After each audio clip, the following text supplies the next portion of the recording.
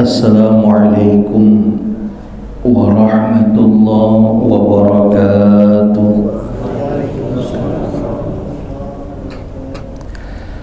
Al-Fatihata li Sayyidil Arabi wal A'jam wa hadiyatan lil mu'allifi wa masyayikhina wa usulina al-kiram wa li futuhil ilmi khairi wal hikam. Al-Fatiha. A'udzu billahi minasy syaithanir rajim. Bismillahirrahmanirrahim. Alhamdulillahi rabbil alamin. Ar-Rahmanir-Rahim. Maliki yaumiddin. Iyyaka na'budu wa iyyaka nasta'in. Ihdinas siratal mustaqim. Siratal ladzina an'amta 'alaihim ghairil maghdubi 'alaihim waladdallin. Amin. Bismillah walhamdulillah wassalatu wassalamu ala rasulillah Muhammad ibni Abdillah wa ala alihi wa sahbihi wa mawala. Amma ba'du wa'lamu anna an-nabiyya sallallahu alaihi wasallam qala la yanbaghi lil 'alimi an yaskuta 'an 'ilmihi wa la yanbaghi lil jahili an yaskuta 'an jahlihi. Wa bil sanadil muttasili ila al-imamil muallifi rahimahullahu ta'ala wa ata naf'a bihi wa bi ulumihi wa bikum fid daraini amin. Qala an ibni Abbas radhiyallahu anhuma anna an-nabiy sallallahu alaihi wasallam lam yarmul fi sab'i alladhi afadha fihi. Rawahul khamsah illa at-Tirmidzi wa sahhahu al-Hakim. An ibni Abbas radhiyallahu anhuma, sebuah riwayat hadis melalui jalur sahabat Abdullah bin Abbas, semoga Allah senantiasa meridhoi kepada keduanya. Anan Nabiya sallallahu alaihi wasallam, bahwasannya Nabi kita Muhammad sallallahu alaihi wasallam lam yarmul, beliau tidak melakukan romel fi sab'i, pada putaran yang 7, alladzi afadha fihi, yang Nabi melakukan tawaf ifadah padanya. Rawahul khamsah ila at-Tirmidzi, meriwayatkan hadis ini oleh imam yang 5 kecuali Imam At-Tirmidzi, wa sahhahul Hakim, dan mensahihkan hadis ini oleh Imam Hakim.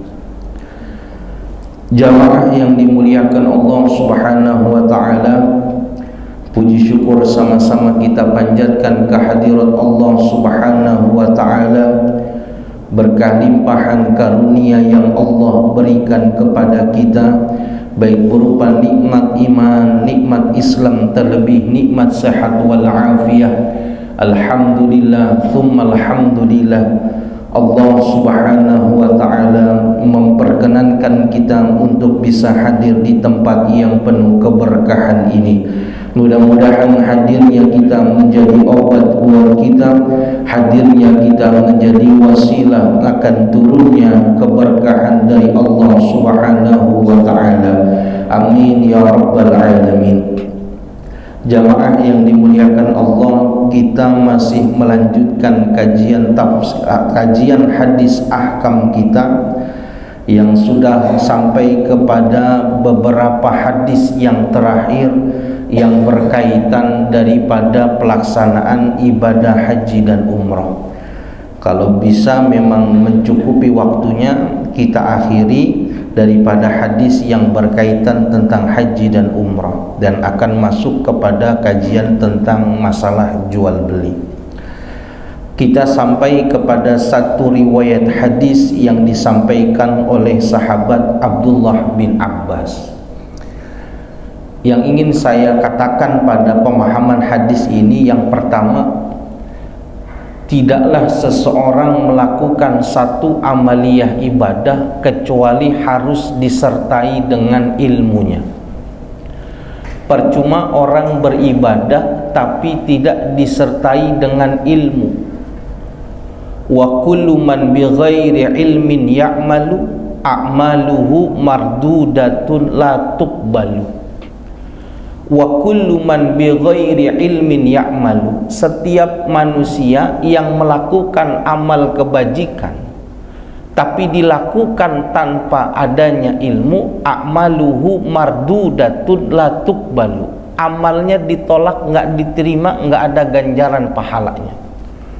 Kita sholat gitu sampai dahi kita warnanya biru, sampai kaki kita kapalan gitu, tapi kita sholat nggak pakai wudhu, maka nggak sah sholat kita. Apalagi di balik kakinya, di tumitnya ada catnya, kita bilang itu di kakinya ada catnya. Emang gua sholat nggak wudhu, udah pasti nggak sah itu. Bahkan ada belek saja di mata. Ini belek ini menutup dari sebagian daripada bagian wajah. Wajah itu dari sini sampai sini, dari sini sampai sini. Ini wajah namanya. Ketika berwudu wajib dibasuh seluruhnya. Ketika kita wudu lalu kita sholat, selesai sholat kita pegang di sini ada beleknya, berarti ada anggota wudu yang tidak kena air, wajib diulang sholatnya. Maka sebelum wudhu itu ada pemanasan yang disebut dengan sunnah wudhu.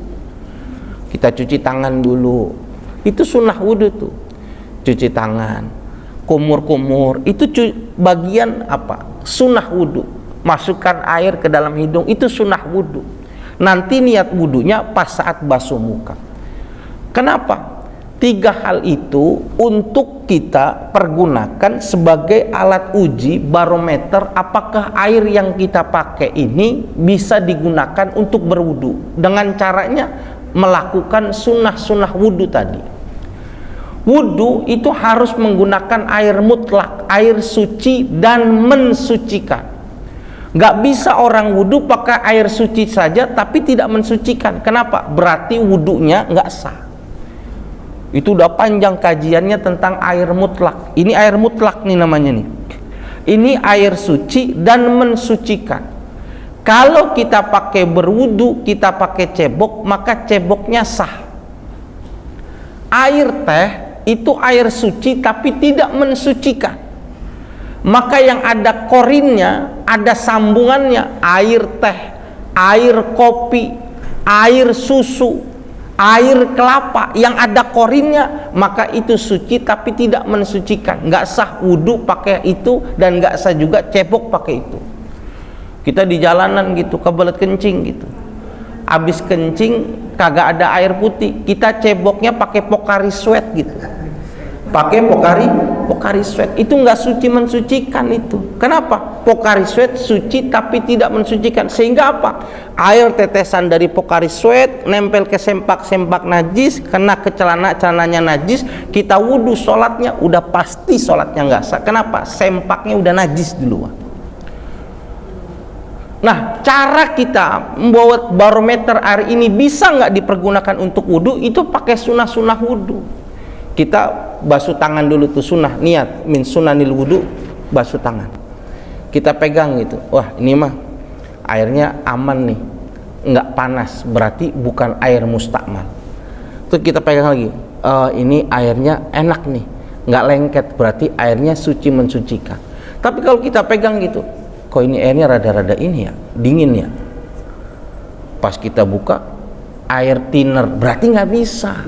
Kenapa? Buat campuran cat, karena airnya dingin. Itu makanya kita disuruh cuci tangan. Buka dulu, oh panas nih, berarti air ini air mustakmal. Itu gunanya cuci tangan. Coba bayangin langsung buka keran, langsung basuh muka air panas, glodok muka kita. Tangan dulu nih, oh ini airnya aman nih. Airnya aman, lalu apa? Kumur-kumur. Tuh, buset, ini mah bukan air suci nih mah. Kenapa? Rasanya aja asin. Pas dibuka juga sama air buat kumur-kumur sakit gigi. Itu kan air asin tuh. Ada namanya apa tuh? Oh, berarti dia nggak bisa dipakai wudhu. Dengan cara apa? Prospeknya kumur-kumur. Yang ketiga, airnya biasa aja. Kita rasain juga biasa aja. Pas terakhir kita masukin ke hidung, kita cium, wangi. Ini mah bukan air putih, air mawar, nggak sah dipakai wudhu. Itu gunanya tuh daripada sunnah-sunnah wudhu yang pertama. Sehingga kita kudu paham tuh, kotoran saja satu yang ada di kulit bagian wudhu menutupi daripada wudhunya, maka dianggap nggak sah dan nggak boleh sholatnya dan wajib diulang. Oleh karena itu setiap amal harus dilakukan sama ilmunya. Kalau beramal nggak pakai ilmunya, pasti amalnya ditolak. Begitu pula daripada pelaksanaan ibadah haji, ada ilmunya.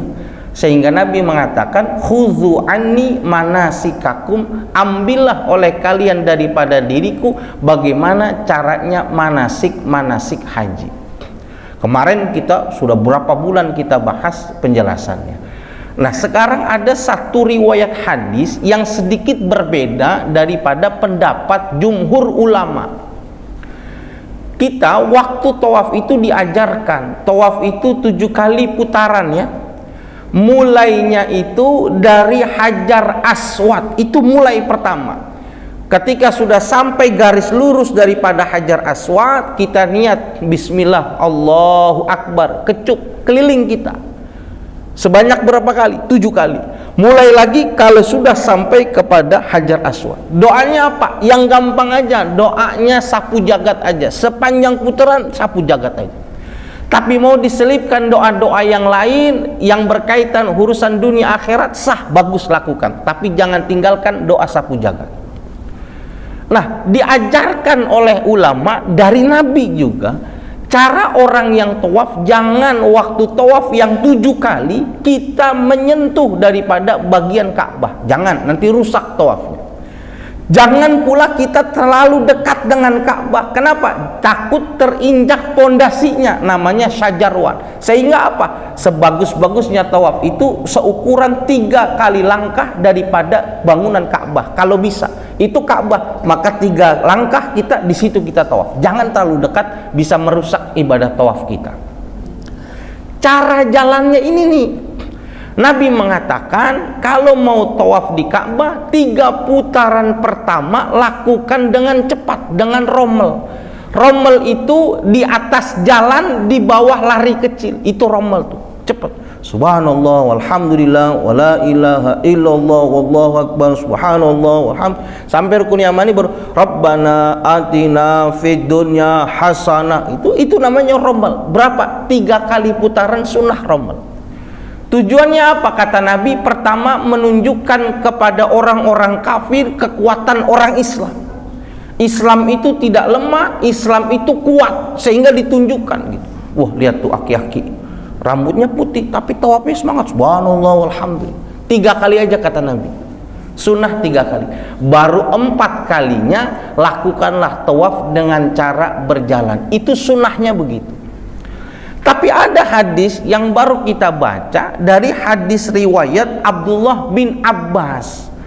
Abdullah bin Abbas mengatakan Nabi waktu melakukan tawaf ifadah, lam yarmul fi sab'i, Nabi enggak melakukan rommel pada 7 putaran itu, enggak.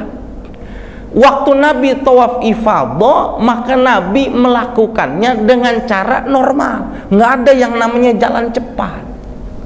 Padahal kita dari awal diajarkan kalau tawaf itu lakukanlah dengan jalan yang cepat di putaran 3 pertama. Ini enggak ada rommel. Apakah kontradiktif? Enggak kontradiktif. Maka ulama menjam'u riwayah hadis-hadis satu dengan yang lain, sehingga tidak ada benturan antara hadis yang satu dengan hadis yang lain. Dan itulah pinternya ulama kita. Jadi kalau ada pendapat yang berbeda antara satu dengan yang 2, maka dia cari jalan tengahnya. Itu namanya ulama nyari islah dan tidak menyalahkan pendapat yang lain. Ada satu hadis mengatakan, siapa orang yang melakukan sholat berjamaah, maka mendapatkan ganjarannya 27 derajat. daripada sholat sendirian. Ada hadis Nabi mengatakan sholat yang dilakukan sholat berjamaah maka dapat ganjarannya 25 derajat. Hadis yang pertama bilangnya 27, hadis yang kedua bilangnya 25 derajat. Yang benar yang mana? Dua-duanya benar. Lalu bagaimana mengakurinya supaya itu jelas? Maka ulama mengatakan bila sholat berjamaah dilakukan imamnya dengan cara yang sir, imamnya tidak membaca surah dari awal sampai dengan akhir, yaitu sholat zuhur dan asar, maka ganjarannya 25 derajat. Tapi kalau sholat berjamaah yang dibaca dengan jahar, imam membaca surah dan didengarkan oleh makmum, maghrib, isya dan subuh, ganjarannya 27, sehingga dua-duanya kepake. Nggak ada yang kontradiktif. Sholat sunnah yang nggak pernah ditinggalkan sama Nabi, salah satunya sholat sunnah rawatib. Sholat sunnah yang dilakukan sebelum dan sesudah daripada sholat fardu. Nah sekarang yang sholat rawatib itu jumlahnya ada 20, tapi yang Nabi tidak pernah tinggalkan disebut sholat sunnah rawatib muakkadah. Ini Nabi nggak pernah tinggalin sampai dengan Nabi wafat. Ada berapa rakaat? Ada ulama mengatakan 10 rakaat, ada yang mengatakan 12 rakaat. Mana yang benar? Dua-duanya benar. Yang mengatakan 12 rakaat itu Ummu Habibah, istri Nabi Muhammad. Masih muda, tenaganya kuat, sehingga demen banget sholat. Sama Nabi dikatakan, Ummu Habibah, kan kamu di rumah, kalau kamu mau sholat yang banyak, sholat sunnah rawatib muakkadah. Ada berapa Nabi? Ada 12. Lakukan itu, jangan pernah tinggalkan. Nabi pesannya kepada Ummu Habibah.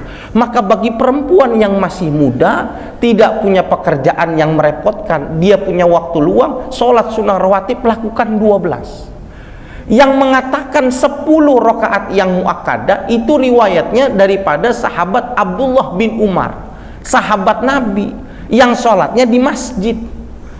Kata Nabi, cukup lakukan 10 rakaat saja, jangan lakukan 12, jangan lakukan 20, cukup 10 saja. Kenapa? Yang 10 rakaat saja orang jarang mengerjakan, apalagi 12, apalagi 16. 10 aja jarang. Kita sholat aja pas bandrol nih, sholat zuhur nggak pakai qobliyah ba'diyah, apalagi kalau ditambahin 12 makin berat. Nggak, kata Nabi, udah 10 aja cukup. Jadi hadis nggak ada yang kontradiktif. Tergantung bagaimana orang memahami daripada riwayatnya. Lalu bagaimana dengan hadis ini? Maka Imam Syafi'i mengatakan begini. Tawaf yang apabila tawaf itu diiringi dengan sa'i, artinya Safa Marwah, maka dianjurkan tawaf itu dilakukan dengan rommel.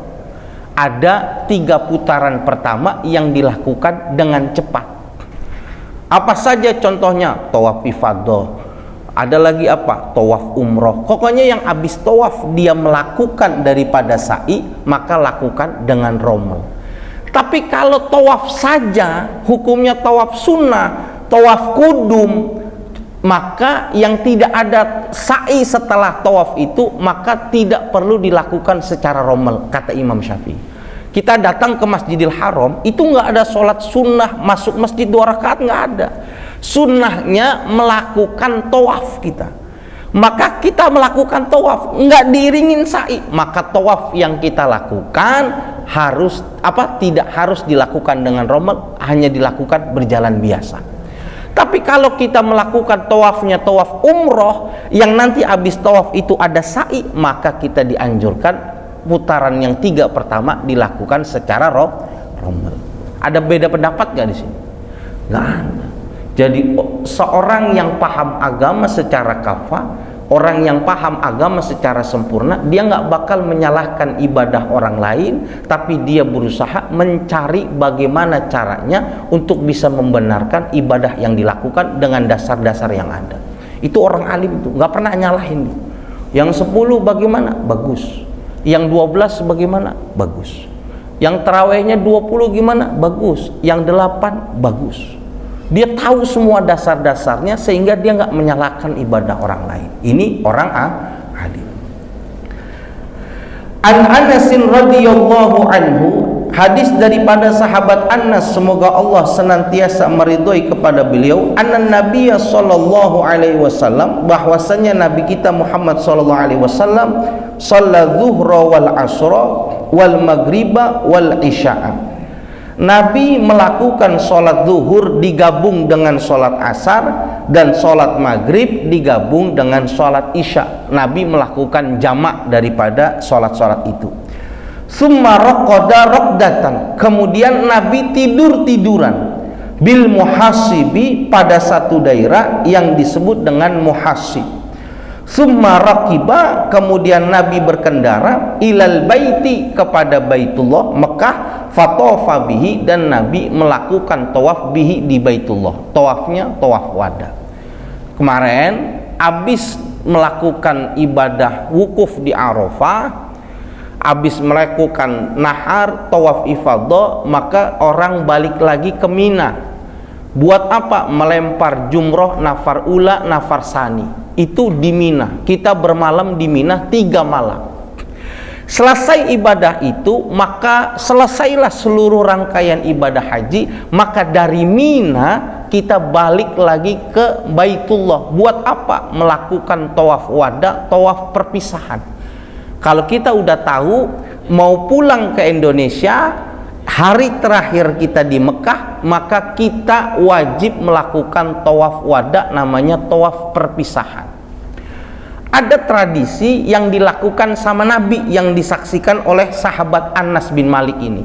Nabi habis bermalam di Mina 3 malam, waktu Nabi mau pergi ke Mekah, ke Baitullah, mau melakukan tawaf wada, maka Nabi pergi beristirahat sebentar di daerah namanya Muhasib.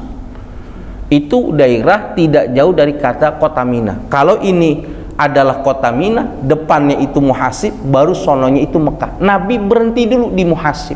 Ngapain? Nabi hampir seharian di situ, sholat zuhur dengan sholat asar, sholat maghrib dengan sholat isya, lalu Nabi istirahat dulu sebentar di situ. Ada ulama mengatakan ini masuk kepada bagian daripada sunnah apabila orang melakukan ibadah haji sebelum sampai ke Baitullah untuk istirahat di daerah Muhasib.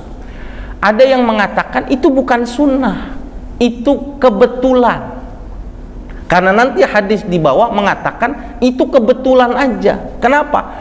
Untuk ke Mekah yang enak itu lewat Muhasib itu. Ketika Nabi mau ke Mekah lewat Muhasib, sudah datang waktu sholat, maka Nabi berhenti di situ.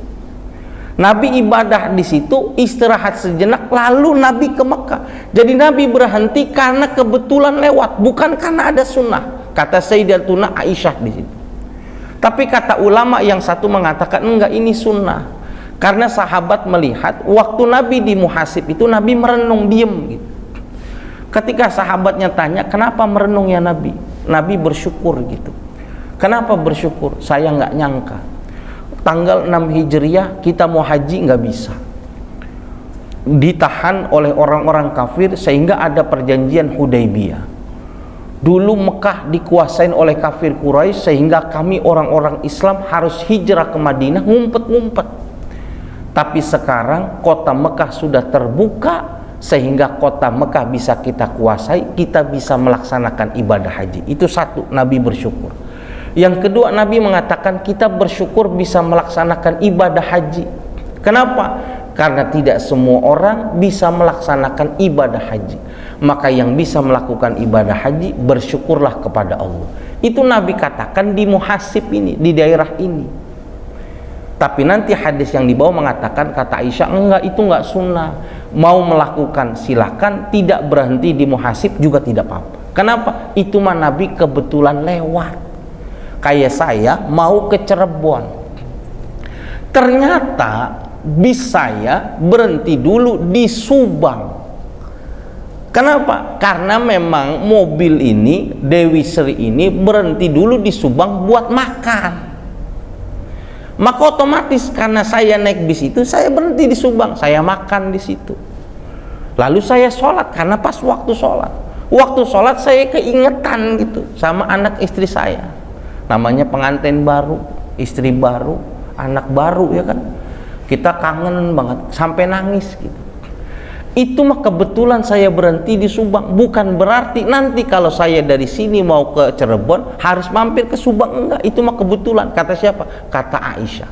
Mana yang Aisyah katakan hadis bawahnya?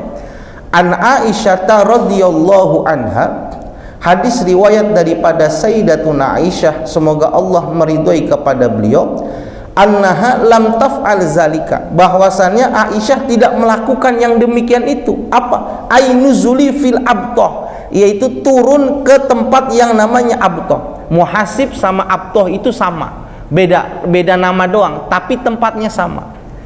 Watakulu, dan Aisyah mengatakan, innama nazalahu Rasulullah sallallahu alaihi wasallam, sesungguhnya Nabi melakukan atau turun pada tempat abtoh dan muhasib itu li'annahu kana manzilan, karena bahwasannya tempat itu, manzil itu, abtoh itu, muhasib itu, asmaha li khurujihi, adalah tempat yang mudah untuk Nabi berangkat ke Mekah. Nabi biar gampang lewat abtoh, lewat muhasib, sehingga mau nggak mau Nabi lewat situ. Tapi sekarang jalan dari Mina ke Mekah itu banyak, bebas gitu, nggak harus lewat situ kita. Nanti dari Muna ada yang diputar lewat selatan, ada yang diputar lewat barat, terserah. Kata Aisyah, ini mah jalanan yang dulu mudah dilewati, sehingga sekarang kita nggak ada dari Mina berhenti dulu ke Abtoh, nggak ada. Kenapa? Jalurnya beda-beda. Makanya ulama mengatakan ini bukan bagian daripada sunnah. Tapi bagi jamaah muslim kita, khususnya orang-orang Turki, mengatakan ini sunnah. Orang Turki itu ibadah hajinya 60 hari dia. Kalau kita ibadah haji 40 hari, yang NH 19 hari, ada yang paling cepat 13 hari. Orang Turki ibadah haji 60 hari. Dari awal dia sebelum berangkat udah jalan kaki itu. Dia pergi ke Madinah, dia cari itu Masjid Fushah namanya, masjid di mana Nabi berperang pada perang Uhud. Sekarang masjidnya sudah dihancurkan, sekarang tinggal bangunan runtuhnya saja. Nggak ada yang tahu kalau itu masjid Nabi, ngumpet di situ. Yang tahu siapa? Orang-orang Turki yang tahu. Jadi semua tempat-tempat yang dikatakan dalam hadis-hadis ini itu semuanya dicari sama orang-orang Turki. Kita orang Indonesia udah males. Kenapa? Kita nafar sani aja jarang, banyaknya nafar awal ya Pak Ji. Udah capek, boro-boro dari situ diajak mampir lagi, kata kita udah tua pegel ini pegel. Itu Indonesia tuh.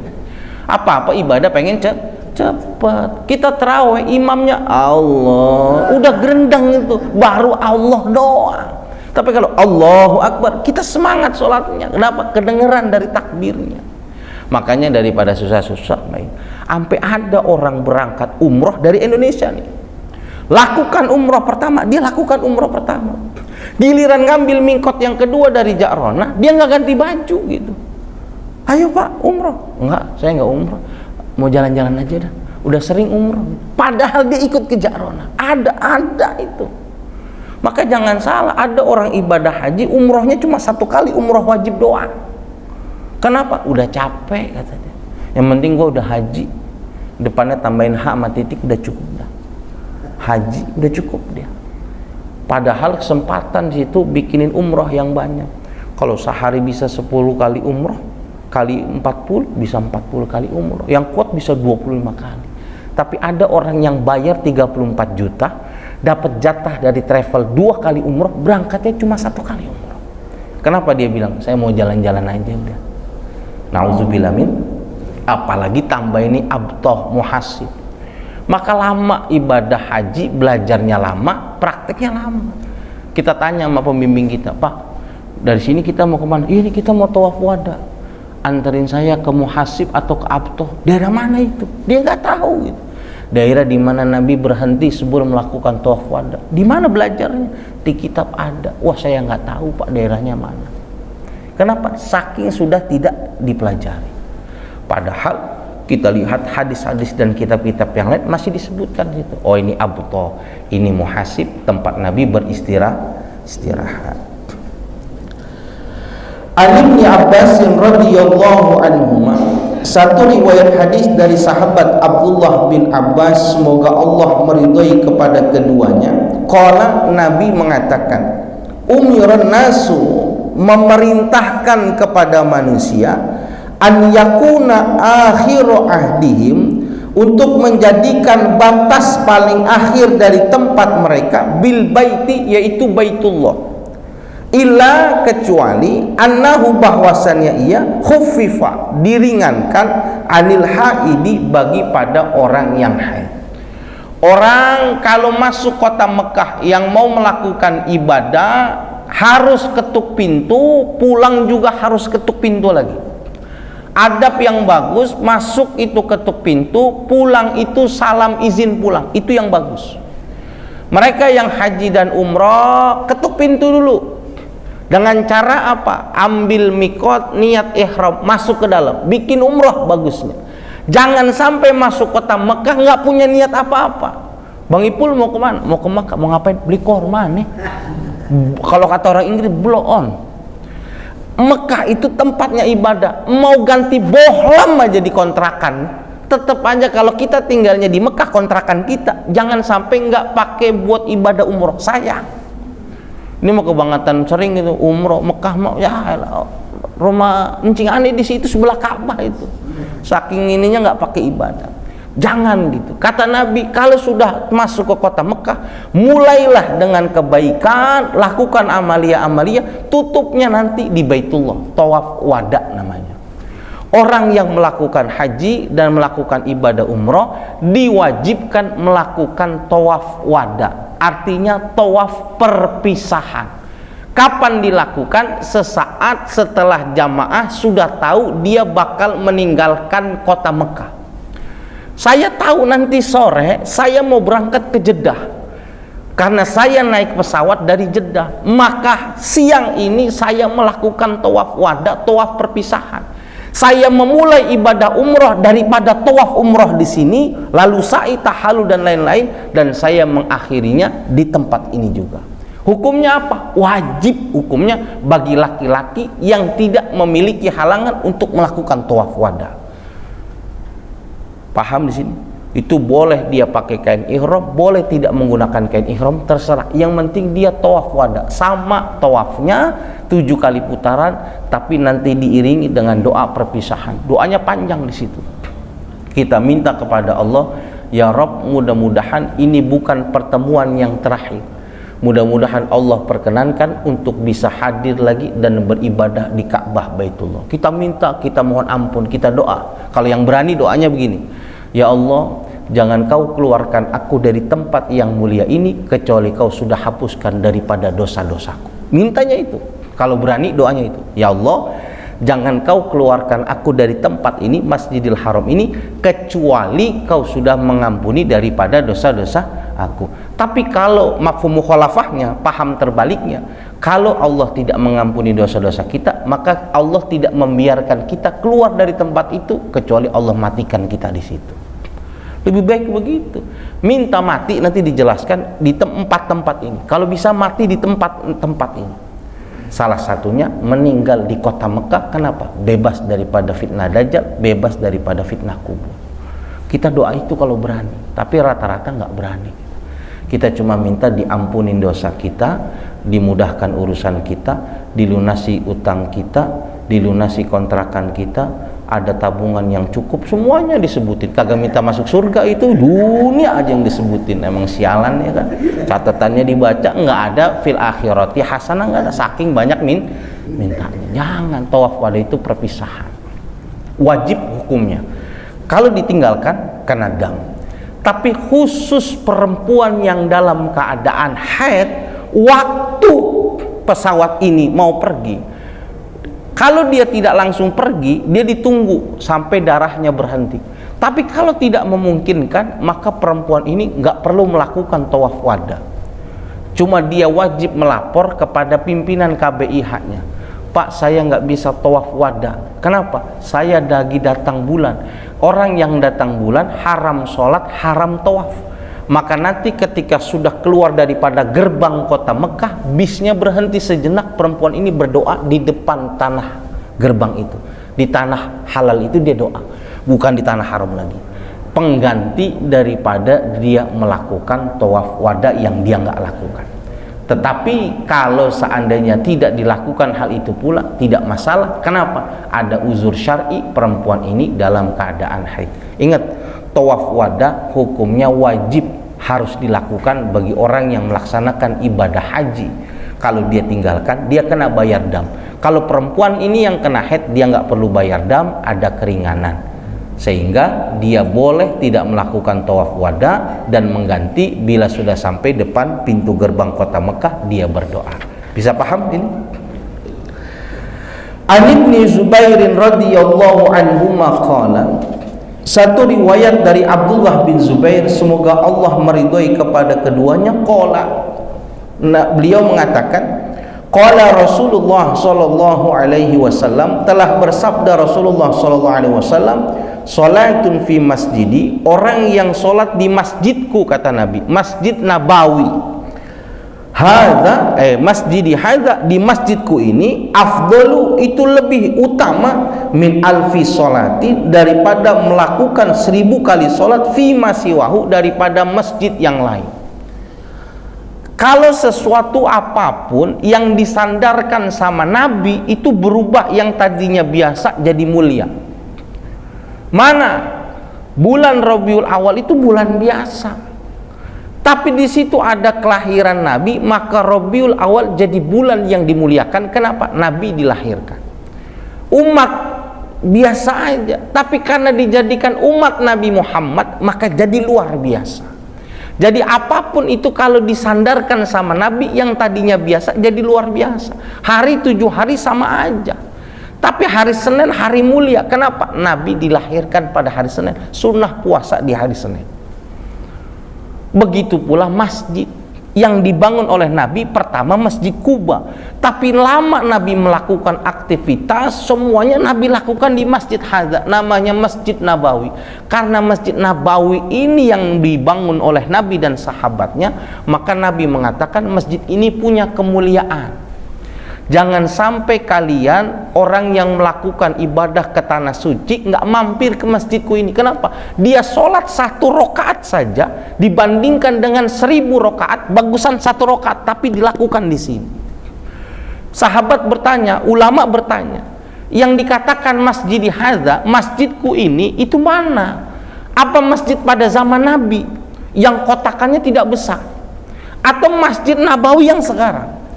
Maka Nabi dalam hadis yang lain dikatakan muddatuha, baik panjangnya atau lebarnya, kalau itu dikatakan Masjid Nabawi, maka nilainya sama, lebih bagus daripada 1000 rakaat. Karena nanti dikasih tahu kita ada karpet sufah, karpet berwarna hijau di tempat batas akhir dulu Masjid Nabawi, di situ ada tuh. Pembangunannya aslinya sampai sini dong. Ini pemugaran daripada kerajaan Saudi.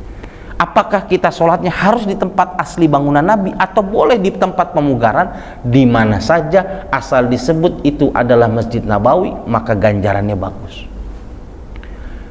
Apalagi Nabi mengatakan ilal Masjidil Haram, kecuali sholat di Masjidil Haram. Kalau di Masjidil Haram kita kalah nih, kata Nabi. Kenapa? Orang yang sholat di Masjidil Haram itu ganjarannya 100.000 kali lipat. Kalau sholat di tempatku ganjarannya 1000 kali lipat. Kalau sholat di Masjidil Aqsa ganjarannya 500 kali lipat. Jangan sampai kita orang Islam nggak punya cita-cita untuk sholat kepada 3 tempat ini. Jangan sampai enggak. Kalau dalam satu riwayat, sebagaimana yang dijelaskan oleh Syekh An-Nawawi, kalau kita bisa mati, kita suruh pilih mati pada 4 tempat. Kalau bisa disuruh mati, pilih mati, minta di 4 tempat ini. 4 tempat ini tidak bisa dimasuki oleh Dajjal.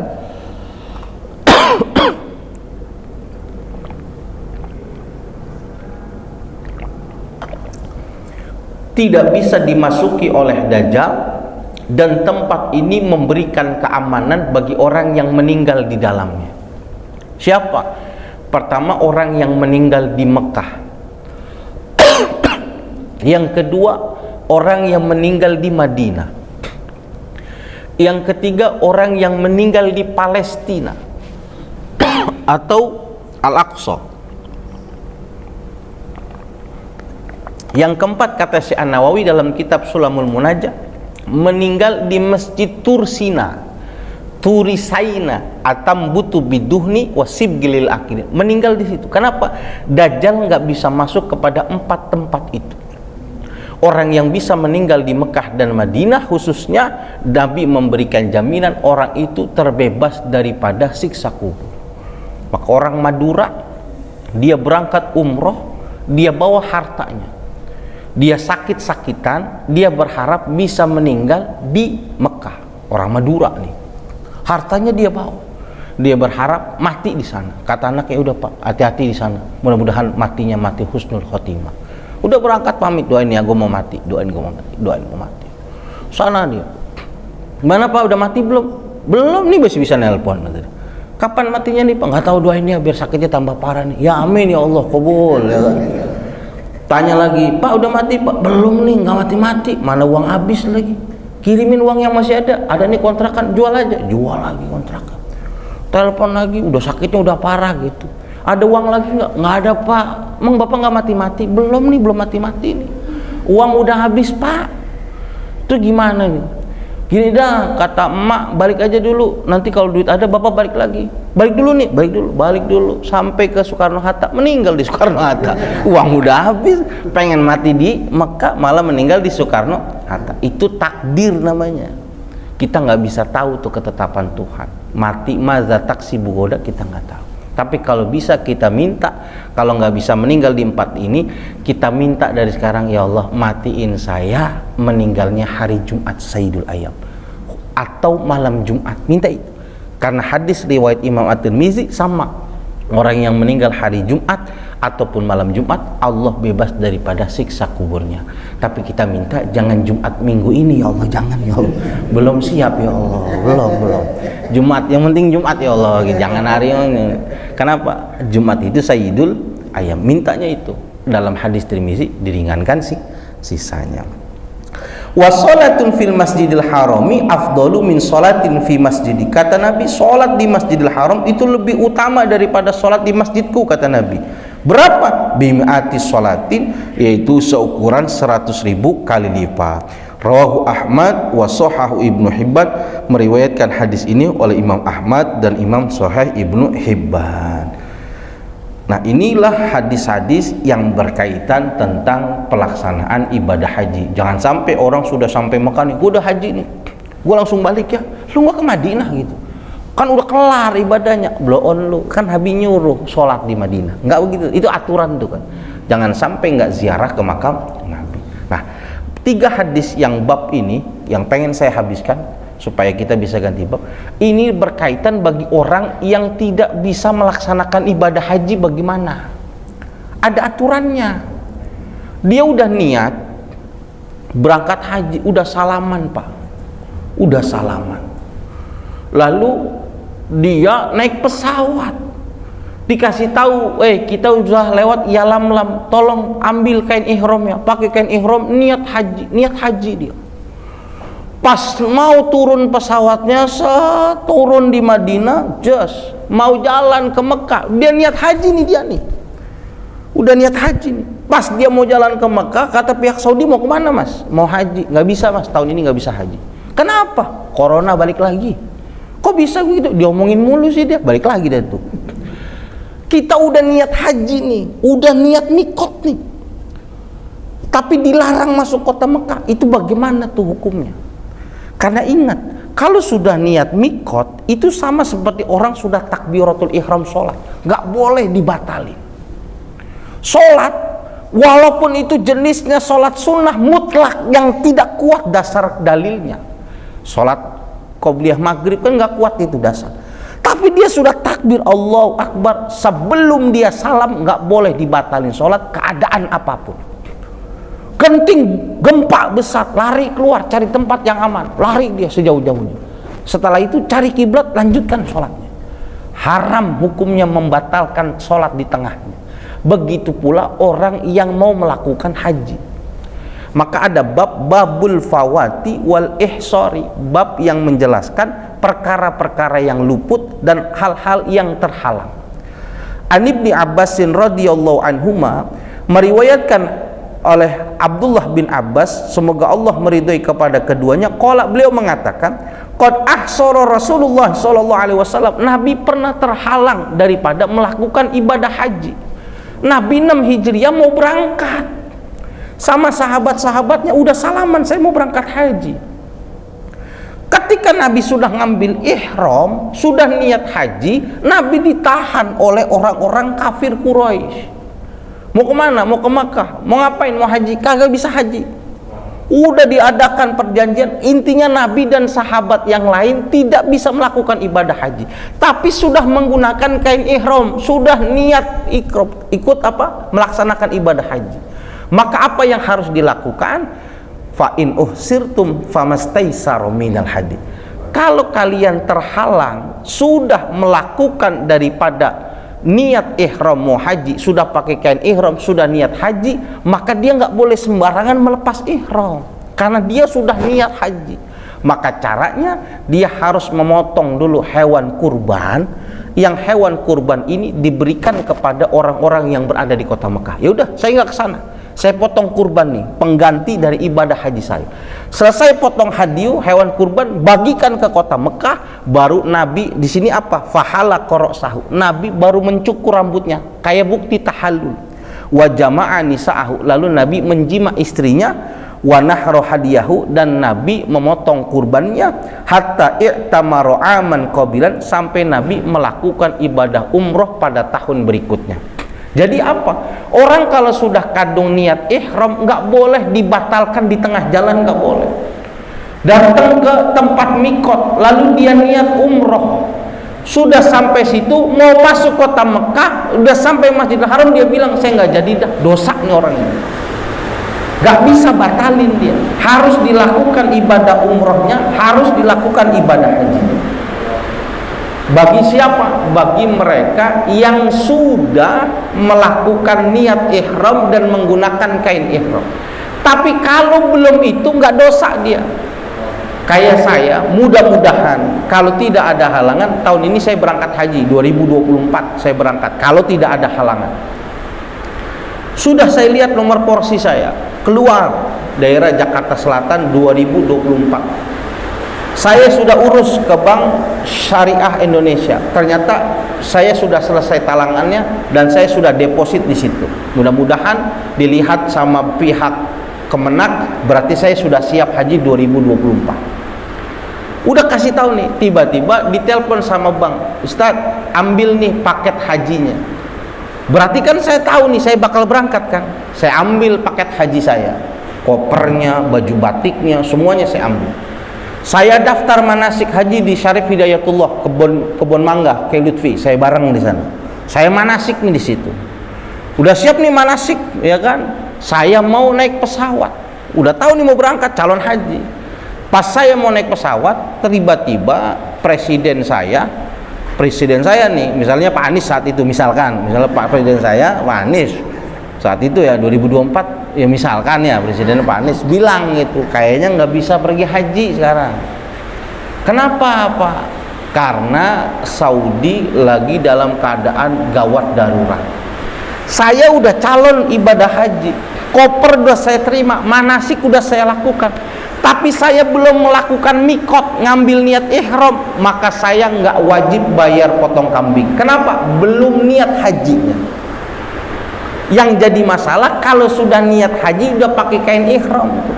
Siapa yang di atas pesawat udah ngelewatin Yaman, Yalamlam tuh, itu yang nangis tuh.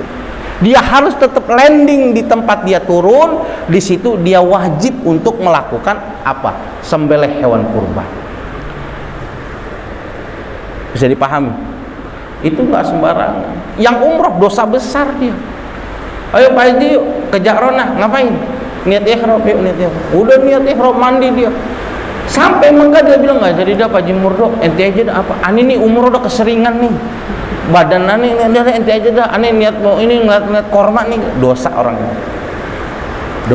Dosa. Walaupun tidak ada kaul yang mengatakan dia wajib membayar dam, tapi dosa besar. Sama seperti orang lagi sholat, ya kan, gara-gara ada janda ketuk assalamualaikum, dia batalin sholatnya, sama tuh dosa. Gak boleh. Tapi kalau baru calon jamaah haji, maka dia aman. Dia Makanya kita harus paham tuh, lihat info gitu. Kalau sudah niat ihram, maka orang itu wajib daripada melakukan dam. Berarti saya nggak bisa masuk kota Makkah? Nggak bisa. Nggak bisa melaksanakan ibadah haji zamannya Rasul ini, nggak bisa. Oke. Maka setelah itu Nabi melakukan, yang sudah niat haji sekarang potong kurbannya, potong kurban dulu, nyari kambing, potong kurban. Serahkan kepada penduduk Mekah, kirimin ke kota Mekah, pengganti saya nggak bisa ke kota Mekah. Setelah itu baru melakukan tahallul, baru menjima istrinya. Boleh. Kenapa? Dianggapnya sudah bebas dari ibadah haji. Kenapa? Orang kalau belum tahallul, maka ibadah hajinya belum selesai, maka belum bisa lepas kain ihramnya. Caranya gimana nih? Yang tadi haji nggak jadi, udah keburu niat ihram, kan nggak bisa melaksanakan ibadah haji, bayar kurban. Siapa yang bayar kurban? Bagi mereka orang-orang yang sudah niat ihram, niat haji, tapi tidak bisa melaksanakan ibadah haji. Lalu bagaimana? Kita tunda aja, nanti kita bahas pada pertemuan yang akan datang. Bagaimana orang yang sudah niat ihram, tiba-tiba, kan tadi dikasih tahu, kalau sudah pakaian ihram, maka dia nggak boleh melepas kain ihramnya sebelum pelaksanaan umroh ataupun hajinya selesai. Tandanya apa? Tahallul kan. Sekarang dia baru melakukan wukuf di Arafah, belum selesai pelaksanaan hajinya, tiba-tiba dia sakit atau orang ini meninggal dunia. Bagaimana nih? Apakah dia kan belum selesai ibadah hajinya, wajib bayar dam atau tidak? Orang yang sakit bagaimana, wajib bayar dam atau tidak? Nanti maka ada yang dikenal tentang haji bersyarat. Insya Allah nanti kita bahas 2 hadis terakhir yang berkaitan tentang haji bersyarat sebelum kita masuk kepada kajian yang berkaitan tentang hukum daripada jual beli. Silakan, barangkali ada yang ingin ditanyakan, atau sudah waktunya makan mie rebus dengan cabai dan telur di kantin karena hujan. Mudah-mudahan ada manfaatnya dan bisa bertemu pada pertemuan yang akan datang. Subhanakallahumma wa bihamdi, asyhadu an la ilaha illa anta, astaghfiruka wa atubu ilaik. Assalamualaikum warahmatullahi wabarakatuh.